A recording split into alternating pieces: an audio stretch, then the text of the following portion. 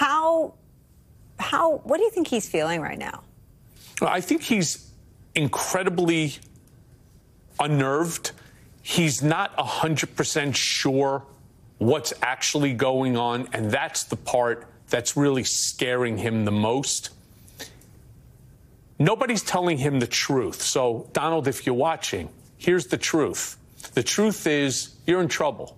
The second truth is that you will be found guilty. Now, whether or not you end up doing any time behind bars, you've heard me say this before, which is I would prefer you not to be. And not because you don't deserve it, but rather because you possess secrets, you possess national security information that puts the rest of us at risk. And I don't trust you with that information behind bars, believing that you would sell that information for a bag of tuna or for a book of stamps. And that's my biggest concern. So a home confinement scenario would be just fine, the way I see it. And I believe that Judge Merchan, who I've said to several people today, I find him very Solomonian. He's really very even-keeled. He's incredibly judicious and respectful of the process, something Donald is not.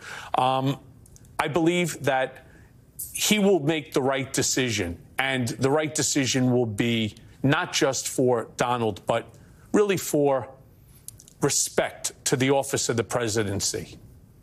That he once held, or that he seeks that he once held. What is going to happen to Donald Trump now?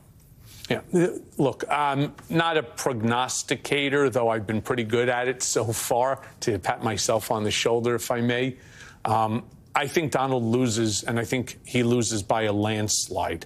While a lot of people may right now openly claim that they're supporting Trump, I think when you're standing in the voting booth and you say to yourself, can I really vote for a guy who is a convicted felon, who is already been charged with assault, in fact, rape?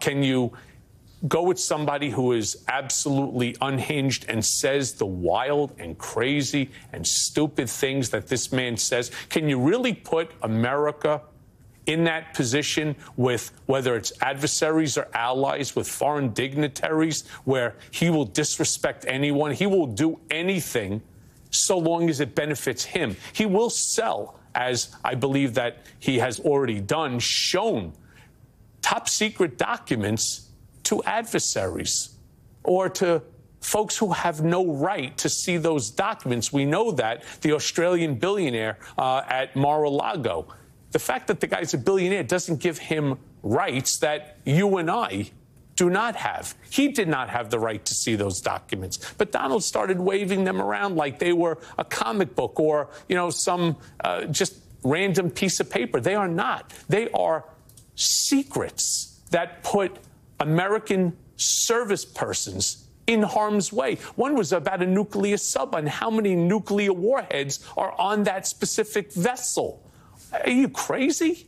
I mean, who tells anybody that? It makes no sense. How about the fact that during Helsinki, he had no representative with him, and he was talking to Vladimir Putin, a KGB agent who was so much smarter than him, with Putin's translator. And he's just randomly talking. And, you know, the problem with Donald Trump when he talks, he says things. And that's the danger. He thought you would act differently, I think, on the stand.